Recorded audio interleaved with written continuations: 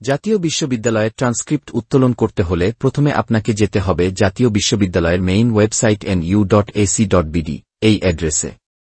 এখানে লগইন করার পর স্টুডেন্ট লগইন নামে যে অপশনটি আছে এখানে ক্লিক করে আপনার স্টুডেন্ট রেজিস্ট্রেশন করে ইউজার আইডি এবং পাসওয়ার্ড এর মাধ্যমে স্টুডেন্ট লগইন করবেন। কিভাবে স্টুডেন্ট রেজিস্ট্রেশন করবেন তা স্টুডেন্ট রেজিস্ট্রেশন নামে যে ভিডিওটা রয়েছে তাতে দেখিয়েছি। তো এখানে আসার পর এক্সামিনেশন সার্ভিস অপশনে ক্লিক করবেন। এক্সামিনেশন অপশনে ক্লিক করার পর এখানে ট্রান্সক্রিপ্ট এর অপশনে ক্লিক করবেন। ট্রান্সক্রিপ্ট অপশনে ক্লিক করার পর আপনাকে প্রথমে আপনার এক্সাম নেইম দিতে হবে। যেমন অনার্স হলে অনার্স পার্ট 4, ডিগ্রি হলে পার্ট 3 এরকম আর কি। এরপর আপনার এক্সাম ইয়ার রোল নম্বর এবং সেশন দিয়ে দিবেন। এরপর এক্সাম নেইম দিবেন যেমন অনার্স অথবা মাস্টার্স। এরপর আপনার কোর্স ডিউরেশন দিবেন যে আপনার কোর্সটি কত বছরের ছিল, যেমন অনার্স হলে 4 বছর, ডিগ্রি হলে 3 বছর, মাস্টার্স হলে 1 বছর এরকম আর কি।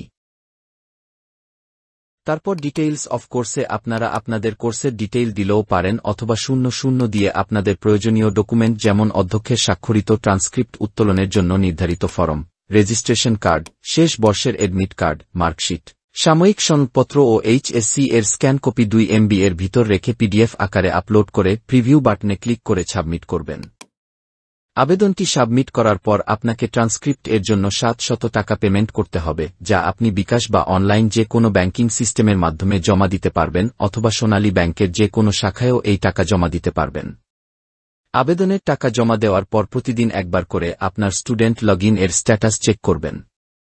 যখন আপনার আবেদন রেডি হয়ে যাবে তখন আপনি আপনার ব্যাংক স্লিপ সহ জাতীয় বিশ্ববিদ্যালয়ের ওয়ানস্টপ সার্ভিসে এসে এগুলো জমা দিয়ে আপনার ট্রান্সক্রিপ্টটি গ্রহণ করবেন।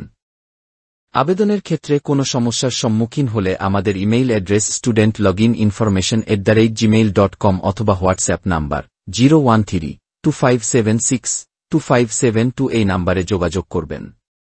সেক্ষেত্রে আপনাদের সমস্যাটি সমাধানের চেষ্টা করা হবে। ধন্যবাদ।